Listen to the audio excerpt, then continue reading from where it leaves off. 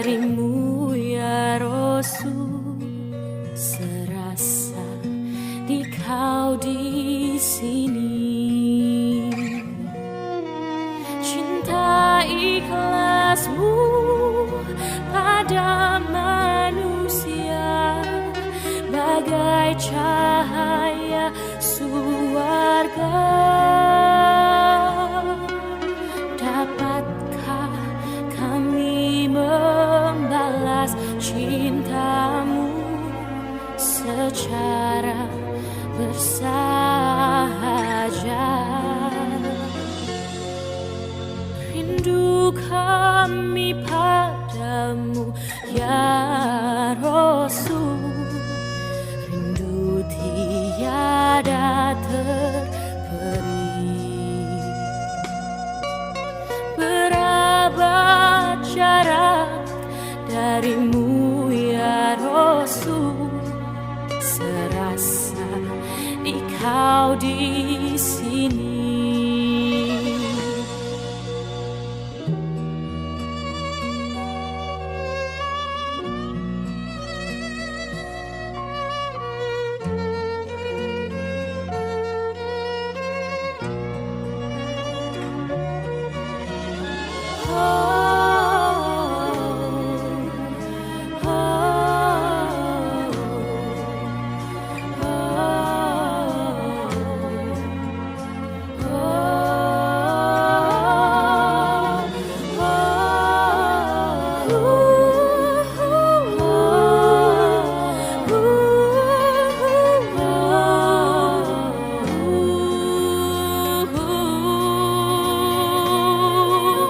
Cinta ikhlasmu pada manusia bagai cahaya surga. Dapatkah kami membalas cintamu secara bersahaja?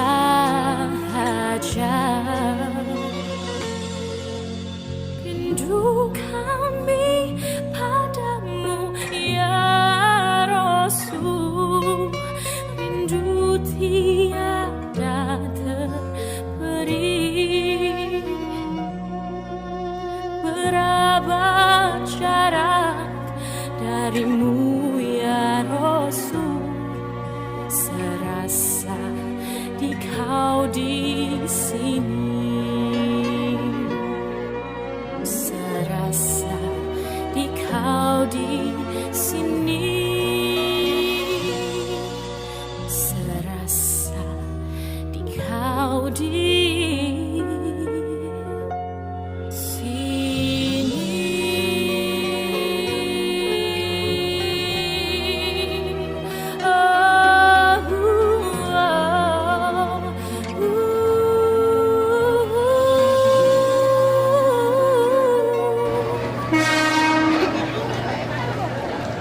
Innal hamdalillah nahmaduhu wa nasta'inuhu wa nastaghfiruh wa na'udzu billahi min shururi anfusina wa sayyiati a'malina may yahdihillahu fala mudilla lahu wa may yudlil fala hadiya lahu. Asyhadu an la ilaha illallah ar-rahmanir rahim wa asyhadu anna Muhammadan abduhu wa rasuluhu amma ba'd.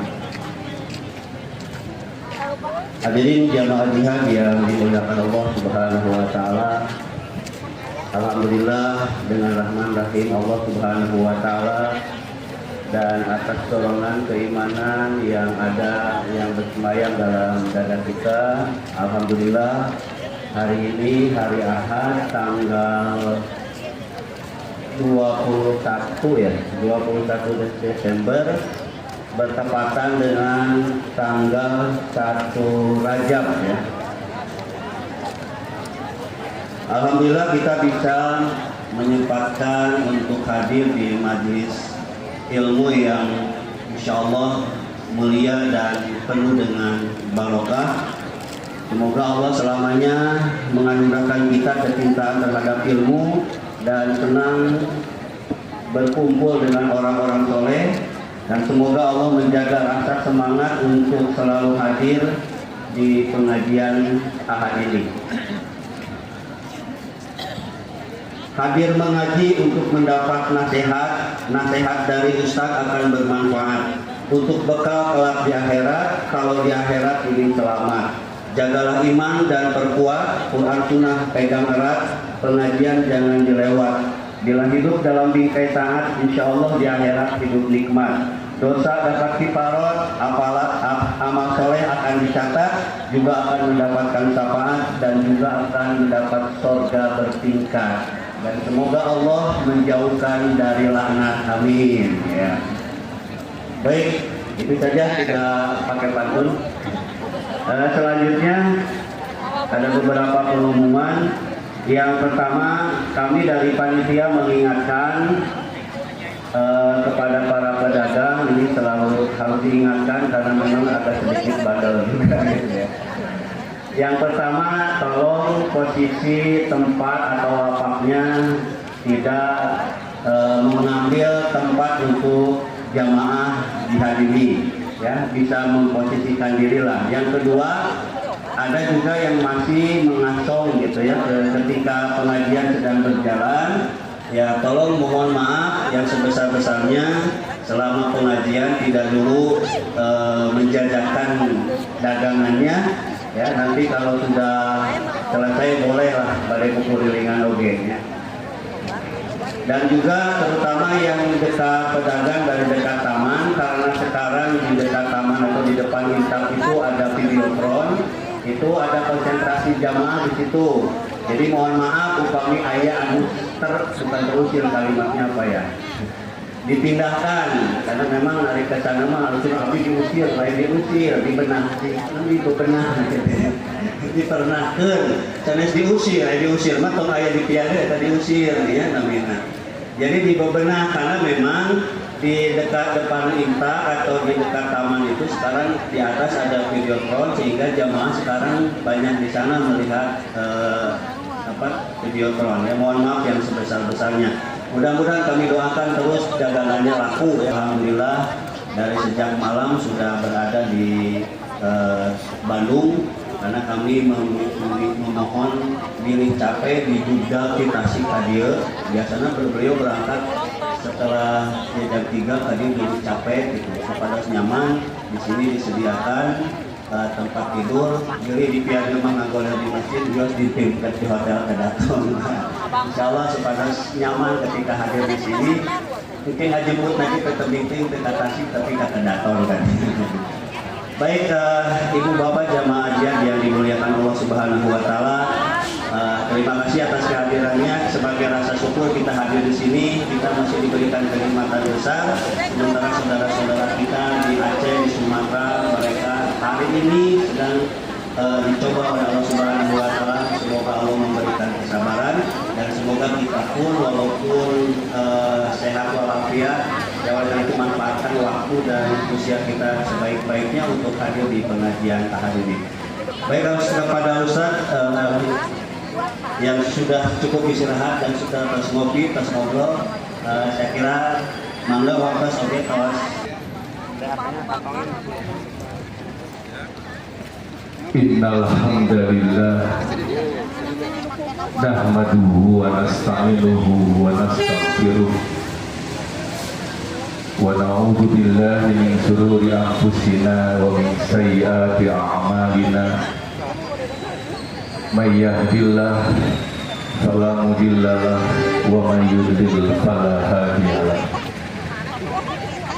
Asyhadu an la ilaha illallah wa asyhadu anna Muhammadan abduhu wa rasuluh. Qala Allah ta'ala fil Qur'anil Karim, a'udzu billahi minasy syaithanir rajim. Ya ayyuhalladzina amanu taqullaha wa tanzur nafsum ma qaddamat lighad. Wattaqullaha innallaha khabirun bima ta'malun. Wa qala ta'ala billahi minasyaitonir rajim. Laqad kana lakum fi rasulillahi uswatun hasanah liman kana yarjullaha wal yawmal akhir wa dzakarallahu katsiran. Wa qala ta'ala billahi minasyaitonir rajim. Tilka hududullah wa may yuti'illaha wa rasulahu yudkhilhu jannatin tajri min tahtihal anhar khalidina fiha wa dzalikal fawzul adzim. Asatidatul kiram, bapak-bapak, ibu-ibu, hadirin ikhwan fillah rahimakumullah. Alhamdulillah, setelah kita panjatkan puji dan syukur kehadirat Allah Subhanahu wa Ta'ala yang telah memberikan begitu banyak kenikmatan kepada kita semua, sehingga pada pagi hari ini kita masih diberikan kesempatan dan kekuatan untuk terus meningkatkan kualitas iman, ilmu, juga amal soleh kita semua. Selanjutnya, pada kesempatan kali ini saya akan mencoba membahas tentang sikap para sahabat Nabi Muhammad SAW dalam mencintai Rasulullah SAW. Karena Rasulullah SAW memberikan begitu banyak suri teladan, uswah kepada kita semua, sehingga di dalam Al-Quran Allah memerintahkan kepada kita, di antaranya surat Al-Ahzab ayat 6. A'udzu billahi minasyaitonir rajim. An-nabiyyu aula bil mu'minina min anfusihim. Nabi itu lebih utama bagi orang-orang yang mukmin dibandingkan dengan diri mereka sendiri. Maka Bapak Ibu, dengan ayat tersebut para sahabat berusaha bagaimana Rasulullah itu menjadi prioritas utama,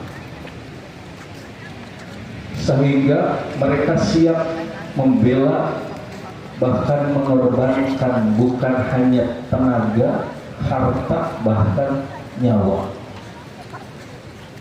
Sehingga apa yang disampaikan oleh Rasulullah SAW itu menjadi sesuatu yang harus ditaati. Makanya wajar ketika Khalid bin Walid berseteru dengan Abdurrahman bin Auf, Rasulullah SAW sampai menyampaikan, la tasubbu ashabi, janganlah kalian mencela sahabat-sahabatku. Falau anna ahadakum anfaqo mithla Uhudin, bahkan seandainya kalian berinfak, bersedekah dengan emas yang sebesar gunung Uhud. Mungkin Bapak Ibu yang pernah haji, pernah umroh, ketika di Madinah biasanya diajak rihlah sekitar kota Madinah, biasanya diajak ke Jabal Uhud. Menurut mereka yang pernah menghitung luas lebarnya Jabal Uhud itu, lebarnya sampai 7 km. Itu Jabal Uhud. Kata Rasulullah, walaupun kalian berinfak dengan emas sebesar gunung Uhud, maka kata Rasulullah, ma balaghu muddan ahadihim wala nasifahu, maka emas yang kalian infakkan yang sebesar gunung Uhud tersebut tidak akan pernah bisa menyamai satu mud dari apa yang dilakukan, diamalkan oleh para sahabat-sahabat. Satu mud itu hitungan 2 tangan segini. Berarti kalau setengahnya segini. Jadi ketika kita infak dengan emas sebesar gunung Uhud, tidak akan bisa menandingi pahala kebaikan sahabat, walaupun hanya dua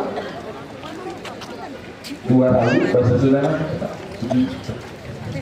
saralu. Makanya Bapak Ibu, saya ingin mencoba membahas seperti apa Rasulullah SAW menyampaikan apa yang diperintahkan oleh Allah kepada para sahabat, sampai ketika Rasulullah menyampaikan langsung dilaksanakan. Ketika Allah menyampaikan bahwa Nabi itu paling lebih utama dibandingkan dengan diri mereka sendiri. Makanya ketika perang Badar, waktu itu perjalanan dari Madinah itu sekitar 150 km. Rasulullah berjalan dengan para sahabat waktu itu di dalam Syirah, berjalan tanggal 12 Ramadan tahun 2 Hijriah. Jadi Rasulullah baru 2 tahun, menjelang 2 tahun di Madinah. Berangkat dari Madinah ke Badar 150 kilo. Rasulullah membawa pada waktu itu umat Islam yang mau perang itu sekitar 300 lebih. Ada yang menyebutkan 313, ada yang menyebutkan 315. Waktu itu dari 300 orang lebih itu hanya ada unta, jumlahnya terbatas. Ada yang menyebutkan 100 ekor, sehingga satu unta harus ditunggangi oleh 3 orang. Sanes langsung satu unta di luar naik, tapi bergantian. Jadi satu unta untuk 3 orang. Sampai di Badar tanggal 15 Ramadan. Jadi seberapa hari? Berapa hari? Tanggal 12, 13, 14, 15 baru sampai. Rasulullah kebagian bertiganya dengan Abu Lubabah dan Ali bin Abi Thalib. Semuanya sudah dibagi-bagi 3 orang, 1 onta, 3 orang, 1 onta, 3 orang. Di perjalanan Rasulullah duluan. Dalam perjalanan Ali bin Abi Thalib, karena ayat tadi menyampaikan bahwa Nabi harus diutamakan bagi orang yang beriman, maka Ali bin Abi Thalib sepakat. Kita sepakat jangan naik unta, biar yang naik unta dari Madinah ke Badar Rasulullah saja terus. Sehingga ketika Rasulullah SAW kemudian merasa bahwa dirinya sudah saatnya giliran sahabatnya yang naik ke unta, Rasulullah turun. Maka waktu itu Ali dengan Abu Lubabah menyampaikan, nahnu amsi anka ya Rasulullah. Wahai Rasulullah, kami yang akan berjalan untukmu wahai Rasulullah. Maka Rasulullah mengatakan, biar kami yang berjalan. Apakah Rasulullah kemudian mengikuti apa yang dilakukan oleh Ali, diusulkan oleh Ali dengan Abu Bakar? Tapi Rasulullah pada waktu itu menjawab, ma antuma bi aqwa alal masih minhu alal hukum.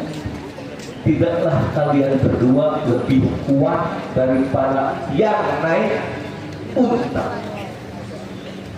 Jadi ini menunjukkan Rasulullah tongsok membalangkan gitu. Kalian ini tidak lebih kuat daripada yang menunggang unta naik.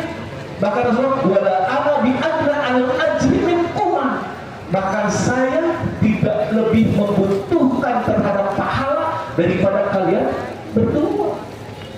Jadi ini menunjukkan Rasulullah sebagai pemimpin pada waktu itu ketika naik unta mencoba bahwa ternyata seorang pemimpin pun memberi kesempatan kepada rakyatnya, sahabatnya, silahkan gantian.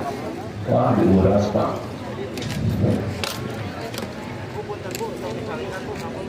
Bisa dibayangkan kalaupun misalkan naik mobil mereka malah ingin didahulukan, sedang macet pun ingin didahulukan dengan alasan waktu. Kan satu orang yang hanya waktu itu buru-buru.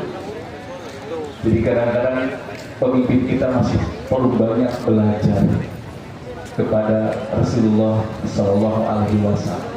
Ini menunjukkan gambaran bagaimana Rasulullah Shallallahu Alaihi Wasallam diagungkan oleh para sahabat, sehingga Ali bin Abi Thalib pada waktu itu pun akhirnya bergantian dengan Rasulullah Shallallahu Alaihi Wasallam. Bahwa Rasulullah pun, aku pun sama seperti kalian ingin mendapatkan pahala, bukan hanya Anda yang ingin mendapatkan pahala. Bila Anda naik, saya juga ingin jalan supaya saya dapat Bahkan Bapak Ibu, tidak ada sahabat yang paling bahagia orang Madinah pada waktu itu kecuali Abu Ayyub Al-Ansari.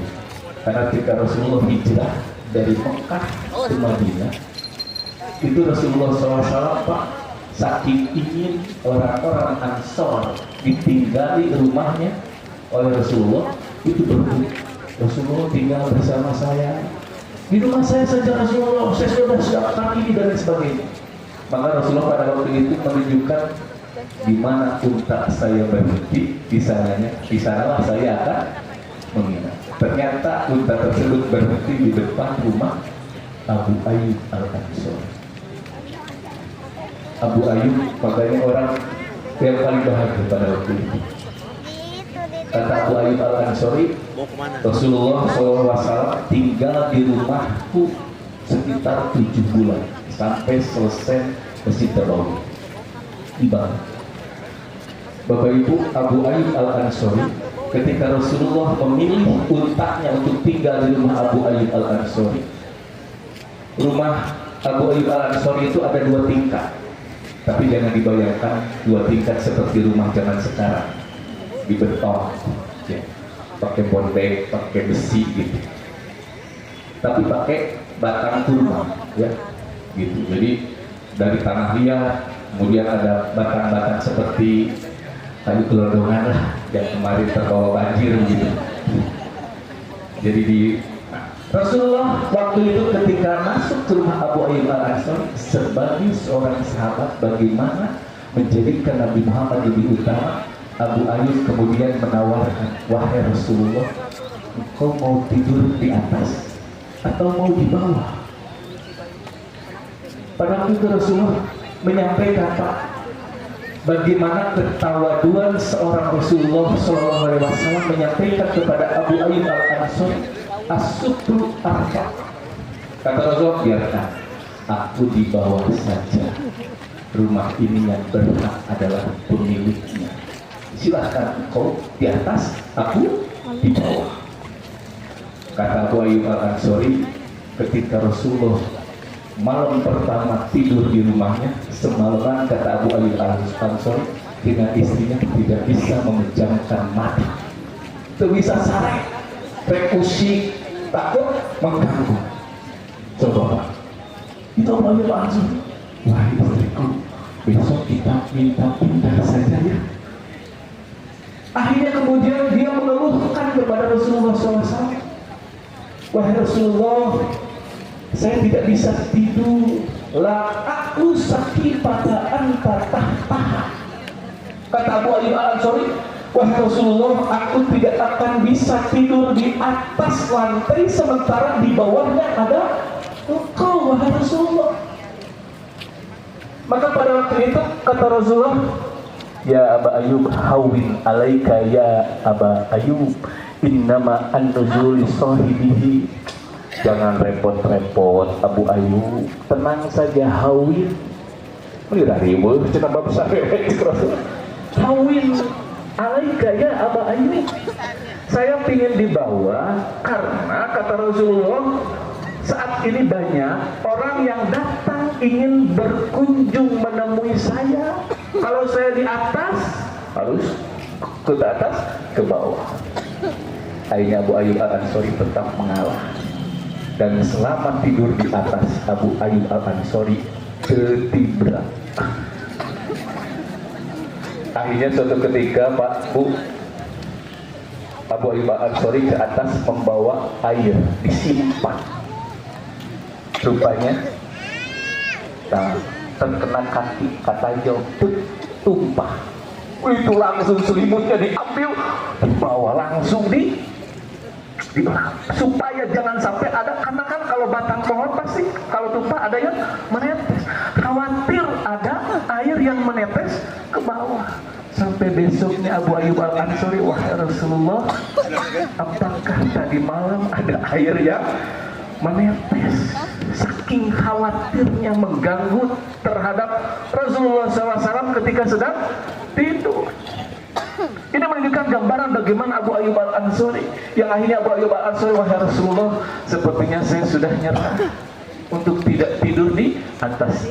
Akhirnya setelah itu Bapak Ibu, Rasulullah SAW pun pindah naik ke atas untuk tidurnya. Selama siang di bawah, kemudian tidurnya menjadi di atas. Nah Bapak Ibu, ini makanya Rasulullah SAW pernah mendoakan, kata Anas bin Malik kepada Abu Ayyub al-Ansori, Allahumma j'al Aba Ayyuba min ashabil jannah. Jadi makanya orang yang paling beruntung, paling bahagia waktu itu di antara para sahabat orang Ansor, Abu Ayyub al-Ansori. Mudah-mudahan Abu Ayyub termasuk sahabat yang akan dimasukkan ke dalam surga. Nah Bapak Ibu, gambaran Rasulullah dengan Abu Ayyub al-Ansori ini kalau dalam belajar seperti guru dengan murid, bahwa ternyata Rasulullah SAW mengajarkan kepada kita bagaimana relasi guru dan murid dibangun di atas adab. Maksudnya bagaimana? Rasulullah sebagai seorang guru itu dimana dia memberikan contoh bahwa guru yang sejati tidak akan pernah menuntut untuk dihormati oleh muridnya. Jadi ketika masuk ke rumah juga Rasulullah memilih dari atas, tidak menuntut untuk dihormati oleh murid. Tapi Abu Ayyub al-Ansori mengajarkan kepada kita bahwa seorang murid yang setia, dia akan selalu mencari cara bagaimana memuliakan gurunya. Nah ini gambaran bagaimana relasi guru dengan murid. Di kita murid ke guru, aduh, di pesantren saja ya, apalagi sudah alumni disebut nanti mantan guru, mantan guru saya. Tak berkumpul kok luar biasa di kita itu. Makanya Bapak Ibu, inilah gambaran bagaimana para sahabat lebih mengutamakan Rasulullah Shallallahu Alaihi Wasallam dibandingkan dengan yang lainnya. Makanya Bapak Ibu, ketika Rasulullah Shallallahu Alaihi Wasallam memberikan contoh uswah yang sangat luar biasa, sampai akhirnya Rasulullah Shallallahu Alaihi Wasallam menyampaikan satu ayat di antara surat Ali Imran ayat 31. A'udzubillahi minasyaitonirrajim. Qul in kuntum tuhibbunallaha fattabi'uni. Katakanlah jika kamu benar-benar mencintai Allah, fattabi'uni, maka ikutilah aku. Yuhibbukumullahu, niscaya Allah akan mencintai kamu. Wa yaghfir lakum dzunubakum, dan Allah akan mengampuni dosa-dosamu. Wallahu ghafurur rahim, dan Allah Maha Pengampun lagi Maha Penyayang. Nah Bapak Ibu, bukti cinta kepada Allah adalah dengan mengikuti apa yang diperintahkan oleh Rasulullah. Sebagai contoh, misalkan sahabat Anas bin Malik. Anas bin Malik ini ketika Rasulullah SAW datang ke Mekah, pada waktu itu ibunya bagaimana supaya bisa menyerap ilmu dari Rasulullah SAW, maka Ummu Sulaim, ibunya Anas bin Malik, langsung menyampaikan, ya Rasulullah, ini nih Anas putraku, khadimuka, akan dijadikan sebagai pelayan. Jadi mengorbankan anak dijadikan pelayan, pembantu Rasulullah SAW. Tapi Bapak Ibu, walaupun Anas bin Malik dijadikan pelayan oleh ibunya, pelayan Rasulullah, di dalam hadis disampaikan bahwa kata Anas, khadamtu Rasulullah Shallallahu Alaihi Wasallam asrosini, aku melayani Rasulullah SAW itu kurang lebih 10 tahun. Jadi Anas bin Malik umur 10 tahun menjadi pelayan, dan kemudian melayani Rasulullah kurang lebih 10 tahun. Tapi kata Rasulullah, fama qala li uffi, selama saya melayani Rasulullah Sallallahu Alaihi Wasallam, Rasulullah tidak pernah berkata Nah, kalau di dalam Al-Quran kepada orang tua, wala taqul lahuma uffin. Jadi kata yang menunjukkan rasa tidak sabar. Itu bahasa tenang. Bahkan kata Anas bin Malik, wala lima syai'in. Dia tidak pernah bertanya kenapa begini, kenapa begitu. Anas, kenapa ini begini, kenapa ini begitu? Tidak pernah. Bahkan Rasulullah SAW selama 10 tahun wala alla fa'alta, tidak pernah berkata kenapa kamu tidak melakukan ini, kenapa kamu tidak melakukan itu. Tapi Rasulullah SAW selalu memberikan contoh. Rasulullah melakukan ini, aku mengikuti. Nah, Anas oh Rasulullah melakukan ini, diikuti. Begitu. Makanya Rasulullah SAW itu hanya memberikan contoh kepada Anas bin Malik, sehingga tidak pernah menyuruh begini, menyuruh begitu, kenapa begini, kenapa begitu. Di kita apa? Kepada pembantu,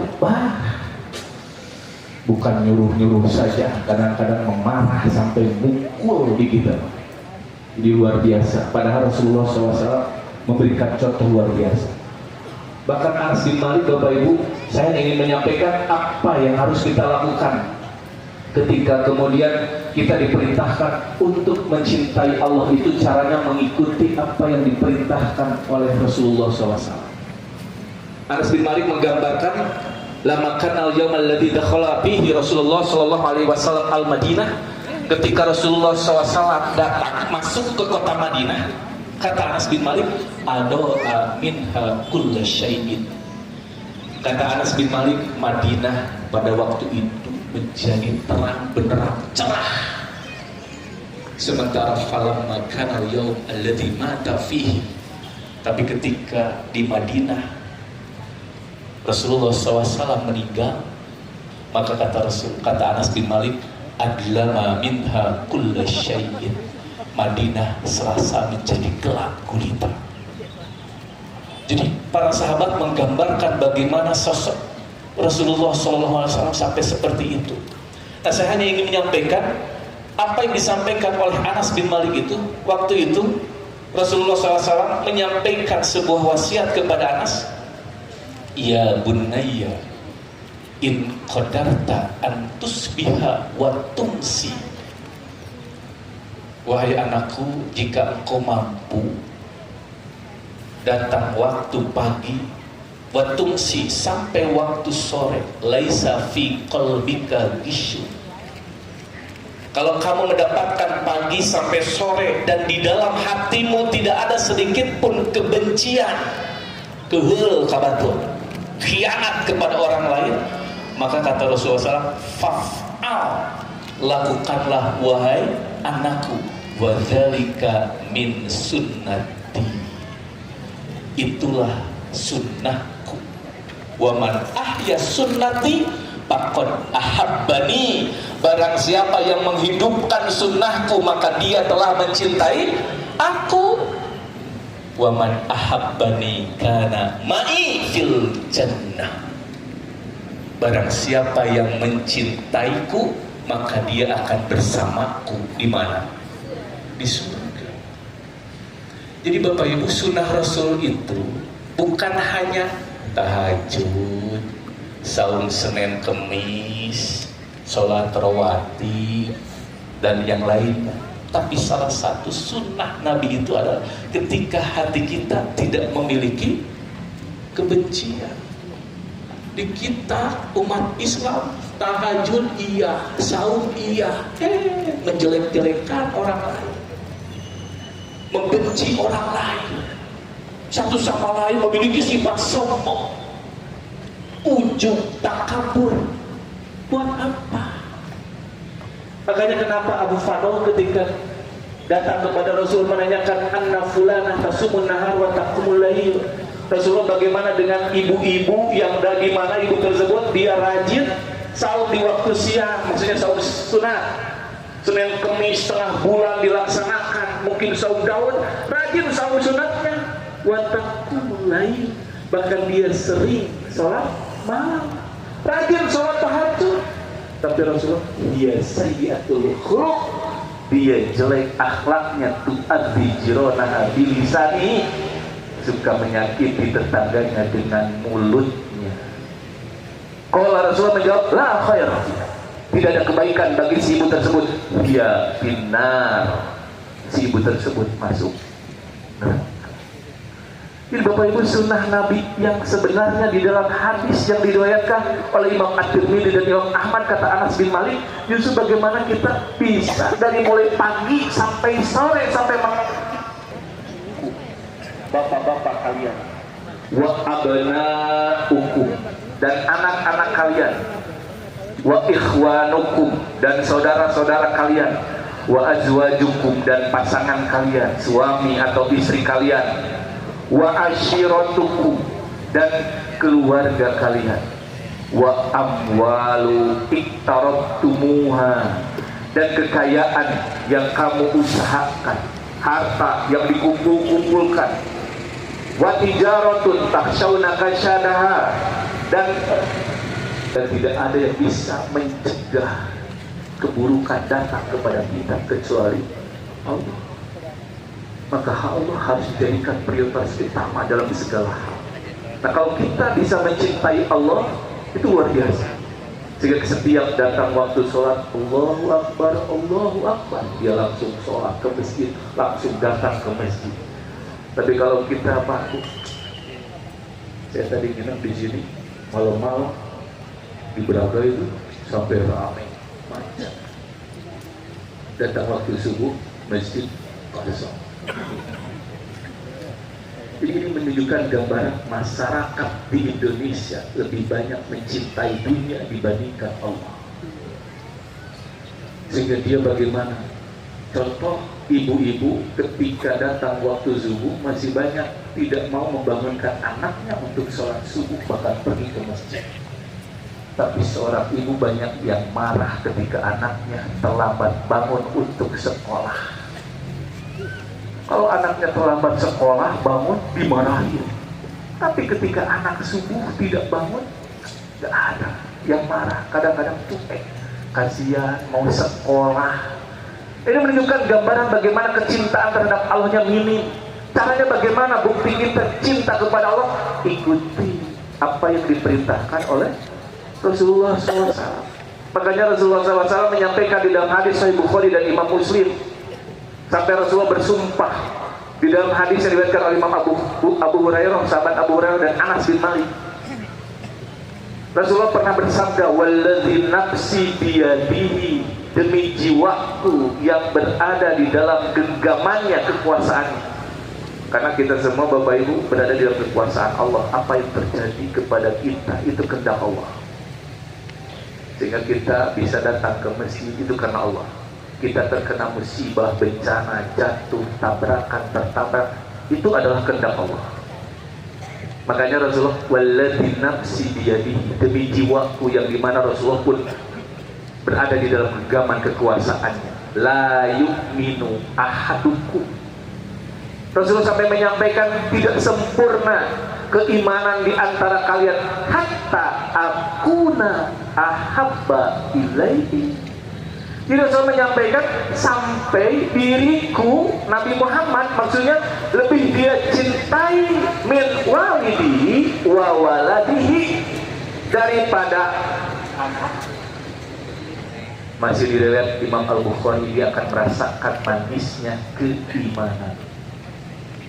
Di antaranya Rasulullah SAW menyampaikan salafun, ada 3, man kunna fihi wajada halawatal iman, yang akan membuat seseorang mendapatkan, merasakan bagaimana manisnya keimanan. Ustaz, gimana rasanya? Nah, kalau rasa mah tidak bisa dijelaskan, hanya bisa dirasakan. Hanya saja Rasulullah menyampaikan bagaimana siapa orang yang akan merasakan manisnya keimanan. 1, kata Rasulullah, yang pertama, ayyakunallahu wa rasuluhu ahabba ilaihi mimma siwahuma. Apabila keadaan Allah dan Rasulnya lebih dicintai daripada yang lainnya. Itu yang pertama. Yang kedua, wa ayyuhibal mar'a la yuhibbu illa billah. Apabila kita mencintai seseorang baik mencintai suami, istri, anak, orang tua, teman, tetangga. La yuhibbuhu, dan dia tidak mencintainya illa lillah, kecuali karena Allah. Jadi kalau kita mencintai seseorang karena Allah, dia akan merasakan manisnya iman. Yang ketiga, wa ayyakroha ayyauda bil kufri kama yakrahu ayyudafa finna. Apabila kalian membenci kembali kepada kekufuran, sebagaimana kalian membenci dilemparkan ayyudafa, dilemparkan finna, ke dalam api neraka. Jadi kalau kita benci kembali kepada kekufuran, seperti bencinya atau tidak mau, tidak suka dilemparkan ke dalam neraka, maka dia akan merasakan manisnya keimanan.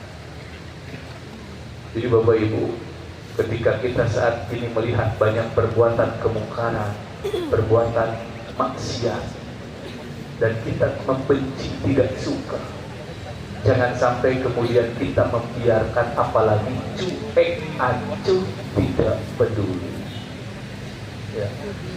Seperti yang pernah saya sampaikan, karena kalau kita cuek, acuh, tidak peduli, khawatir fa'abtallahu a'malahu, Allah membatalkan amal ibadah kita. Minimal Bapak Ibu, kita tidak ridho terhadap perbuatan-perbuatan maksiat. Makanya bisa jadi musibah bencana di beberapa daerah, bahkan di beberapa negara, bukan hanya Indonesia yang terkena banjir bandang, termasuk juga di Malaysia, di Thailand. Walaupun Thailand itu kemarin jumlahnya hanya sekitar 120 lebih, Malaysia apalagi di bawah 100, hanya seberapa puluh gara-gara banjir bandang. Indonesia sampai 1000 lebih. Makanya kemarin ada pernyataan 1000 nyawa seperti tidak ada artinya, tapi satu kucing sampai dikelilingi oleh berapa bodyguard pengawal. Ini menunjukkan gambaran kondisi bagaimana kondisi pemimpin saat ini dalam menanggulangi musibah yang sangat luar biasa. Makanya apa yang disampaikan Rasulullah benar adanya. Karena Rasulullah menyampaikan, "Idza dhaharatil ma'asi fi ummati," kalau sudah dhaharat, nampak, merajalela di mana-mana perbuatan maksiat. Maksiat itu kebalikan dari taat. Disuruh sholat tidak mau sholat, maksiat. Disuruh saum tidak mau saum, disuruh zakat tidak mau mengeluarkan zakat, disuruh sedekah berat sedekah. Dilarang berzina malah berzina, dilarang mabok malah mabok, itu maksiat. Kalau sudah merajalela perbuatan maksiat terhadap umatku, kata Rasul, ammahumullahu bi'adabin min, maka sudah sewajarnya Allah memberikan azab siksaan kepada mereka. Jadi bisa jadi saat ini itu penyebab utamanya itu adalah karena kita mendiamkan perbuatan maksiat di mana-mana. Dilarang wala tufsidu fil ardh, kerusakan di mana-mana. Makanya Bapak Ibu di sini menggambarkan bahwa orang apabila lebih mencintai Allah dan Rasul, jika Bapak Ibu pagi-pagi sholat subuh diutamakan sebelum orang lain bangun, kita sudah bangun, bapak-bapak sudah ke masjid sholat subuh, berarti kita sudah memprioritaskan Allah segalanya bagi kita. Tapi kalau kita masih berleha-leha karena kesenangan dunia, jangan harapkan Bapak Ibu merasakan bagaimana manisnya keimanan. Makanya Bapak Ibu, di antara salah satu contohnya adalah sebab 7 surat An-Nisa ayat 69. Itu Aisyah menceritakan. Kata Aisyah, ja'a rajulun ila Nabi sallallahu alaihi wasallam. Datang seorang laki-laki kepada Nabi sallallahu alaihi wasallam, maqala. Kemudian dia berkata, "Ya Rasulullah, wahai Rasulullah, wallahi, demi Allah, innaka la ahabbu ilayya min nafsi." Kata Aisyah, ada laki-laki sahabat Rasulullah datang, "Wahai Rasulullah, demi Allah, aku ini lebih mencintaimu daripada diri saya sendiri. Wa innaka la ahabbu ilayya min ahli, bahkan engkau lebih aku cintai daripada keluargaku. Wa ahabbu ilayya min waladi, bahkan engkau lebih aku cintai daripada anak. Ingin segera menemuimu, fa'anzuru ilaika, sehingga aku bisa melihatmu.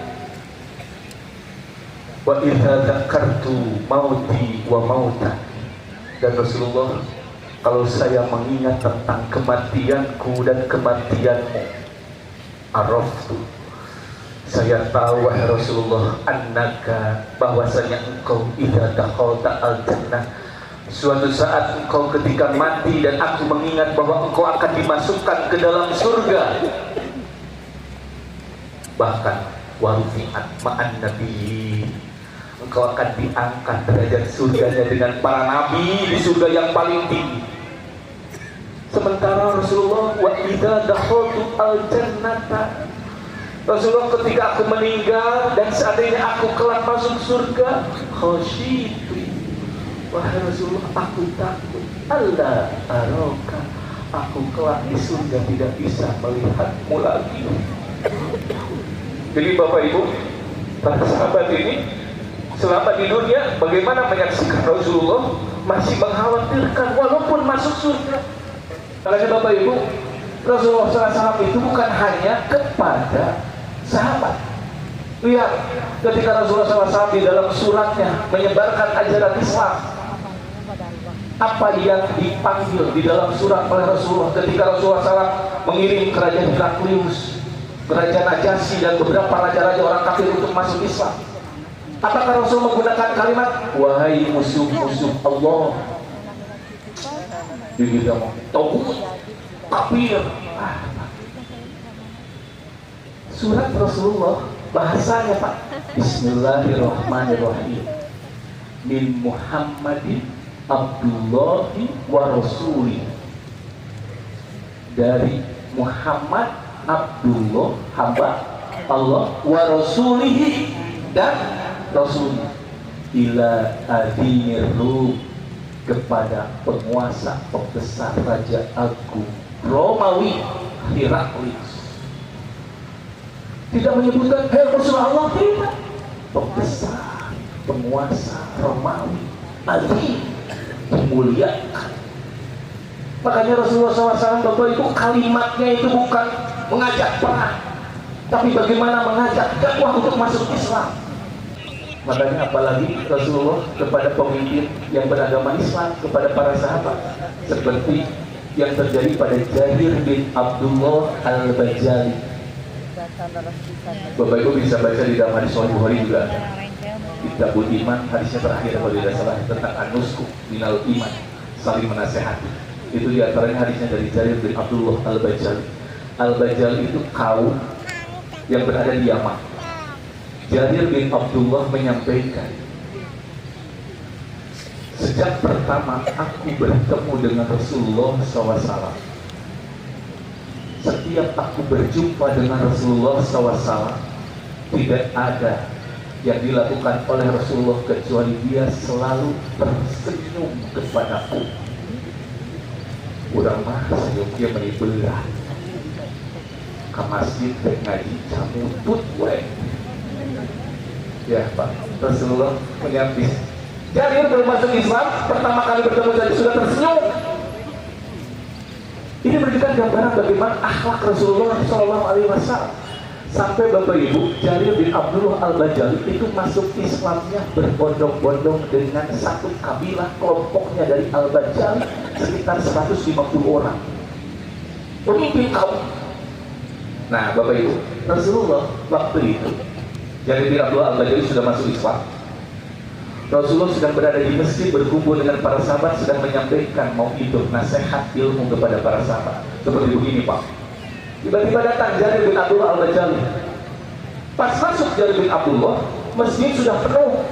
Sahabat tidak ada satupun yang mau mengalah, geser atau salti gitu, mempertahankan. Oh, saya mau mendapatkan ilmu dari Rasul. Kalau sekarang umat Islam bangsa Indonesia mendoakan kita atau Pak, mudah-mudahan ada gitu beberapa orang yang dijabah oleh Allah sehingga membawa dampak kepada masyarakat yang lebih luas. Jangan sampai hanyutnya di siapa goreng lagi gitu. Inilah gambaran bagaimana Rasulullah Shallallahu Alaihi Wasallam. Makanya Bapak Ibu, Abu Bakar Siddiq di sini saya memberikan contohnya Pak, karena memang kalau semua diceritakan tentang bagaimana sikap sahabat kepada Rasulullah tidak mungkin cukup untuk 2 lembar makalah ini. Makanya saya hanya beberapa saja contohnya. Di antaranya Abu Bakar Siddiq, waktu itu Bapak Ibu ketika hijrah dari Mekah, minum hilang dahakaku. Jadi kecintaan para sahabat terhadap Rasulullah itu sampai kadang-kadang seperti apa begitu kecintaan para sahabat terhadap Rasulullah SAW. Bahkan ketika Umar bin Khattab menjadi khalifah, itu ada sahabat Umar yang mencilat gitu kan. Sekarang banyak penjilat-penjilat itu kan, bagaimana memuji-muji ya? Oh, dipuji. Sebentar lagi juga akan terang listrik di akhir 93%. Wah, menjilat pas mereka pakai gitu. Zaman Umar aja Pak penjilat. Jadi kalau sekarang Bapak itu, kenapa ya pemimpin sekarang banyak yang penjilat? Di zaman Umar sudah ada penjilat yang menyampaikan bahwa Umar lebih baik daripada Abu Bakar Siddiq. Itu menjilat Umar. Maka terdengar oleh Umar Pak, dipuji. Umar bukannya senang bahagia, beda dengan kita. Nukoren jadi puji menjadi bahagia tuh. Ibu mengira bahagia. Sedang kau kita ini nama madi beres, jadi beres. Dipuji menjadi ngapu.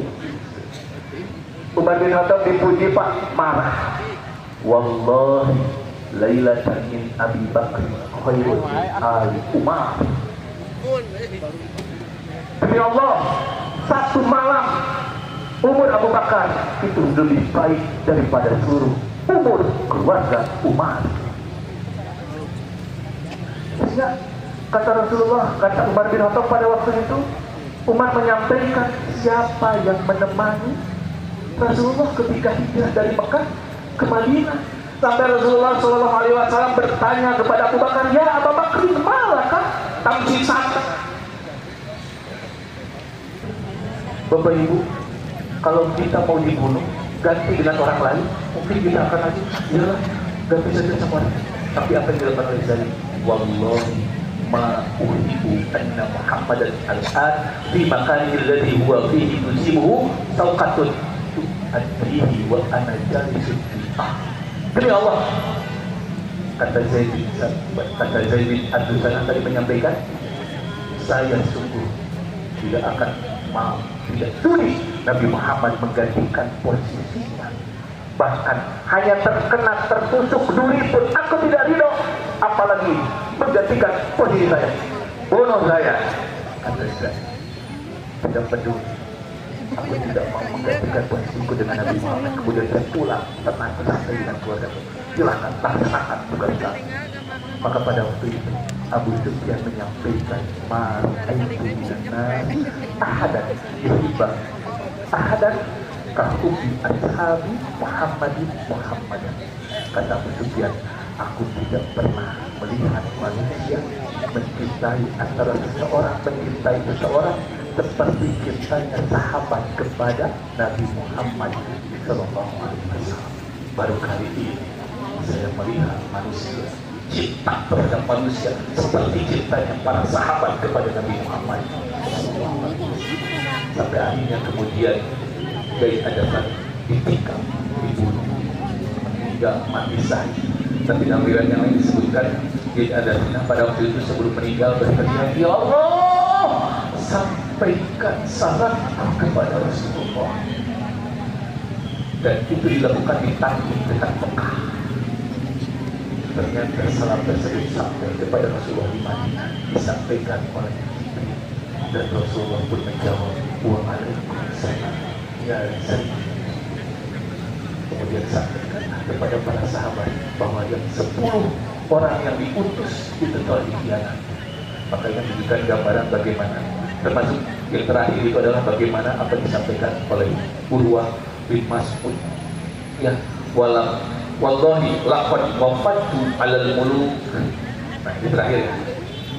Demi Allah, aku pernah menyaksikan raja-raja bahwa Fatu ala Kaisar wa Kisra wa Najasyi, aku pernah menyaksikan Kaisar penguasa Romawi, wa Kisra penguasa Persia, wa Najasyi Raja Najasyi penguasa Habsah. Wallahi in ra'aitu malikan qattun itu yu'azzimuhu ashabuhu ma yu'azzimu ashabu Muhammadin sallallahu alaihi wasallam Muhammadan. Kata Urwah bin Mas'ud, demi Allah aku tidak pernah melihat penguasa yang begitu diagungkan seperti atau sebagaimana para sahabat mengagungkan Nabi Muhammad sallallahu alaihi wasallam. Bahkan di dalam pernyataan Urwah pastinya sahabat, in tanahuma dukhomatan illa waqa'at fi kafin rajulin minkum padalika biha wasahu wajudahu. Seandainya Rasulullah mengeluarkan dahak, maka akan langsung segera diambil dengan tangannya, kemudian diusapkan ke wajahnya dan ke kulit. Saking cintanya, kata Urwah, bukan kata Rasulullah ya.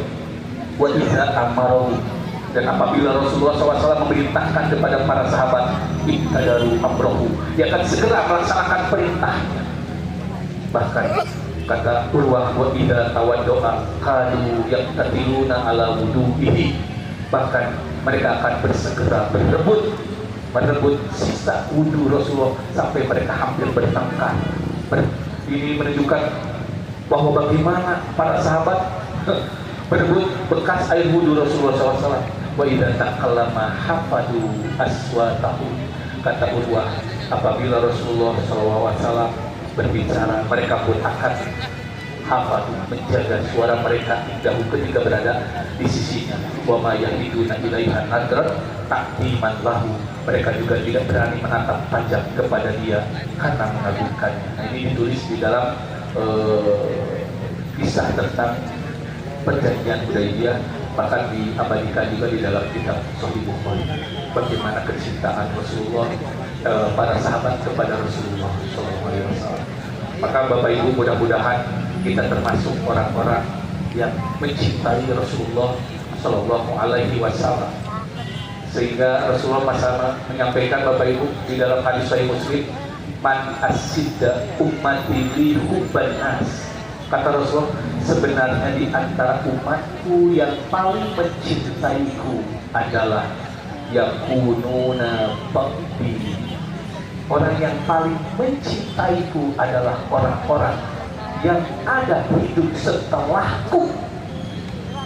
Yawaddu ahaduhu, dan kemudian mereka satu sama lain menginginkan lauro'ani bi ahlihi wa malihi, mereka menginginkan untuk melihatku meskipun dengan mengorbankan keluarganya dan harta.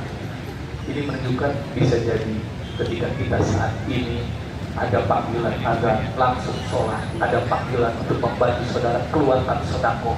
Mudah-mudahan kita termasuk sahabat Rasulullah SAW di surga, bukan di dunia, karena kita tidak pernah bertemu. Karena Rasulullah menyampaikan, kalau kita mencintai Rasul, maka kata Rasul, anta ma'a man ahbabta, engkau akan bersama orang-orang yang dicintai. Mudah-mudahan kita termasuk orang-orang yang selalu mencintai Rasulullah SAW dengan cara menjalankan dan melaksanakan sunnah-sunnah. Aku qouli hadza wa astaghfirullah li wa lakum wa lakum minkum. Rabbana la tuzigh qulubana ba'da idh hadaitana wa hab lana min ladunka rahmah innaka antal wahhab. Rabbana hab lana min azwajina wa dhurriyyatina qurrata a'yun waj'alna lil muttaqina imama. Rabbana atina fid dunya hasanah wa fil akhirati hasanah wa qina adzabannar. Assalamualaikum warahmatullahi wabarakatuh.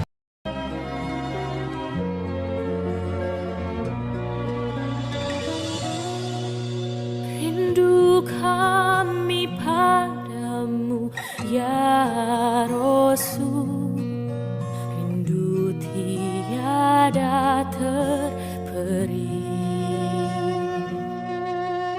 Berabad jarak darimu ya Rasul, serasa di kau di sini. Cinta ikhlasmu pada manusia bagai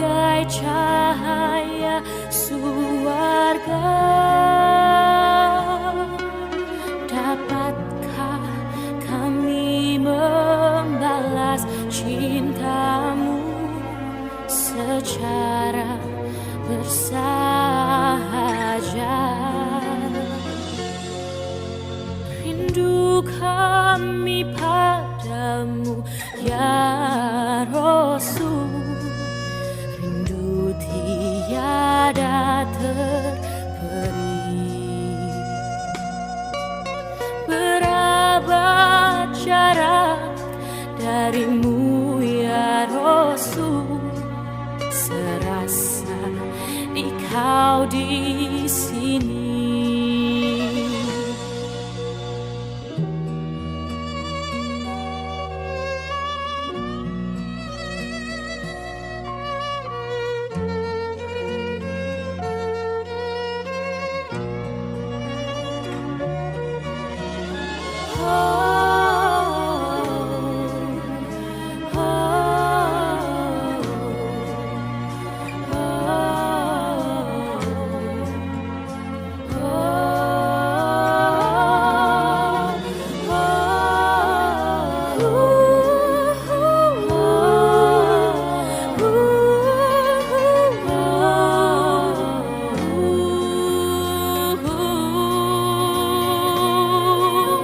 Cinta ikhlasmu pada manusia bagai cahaya surga.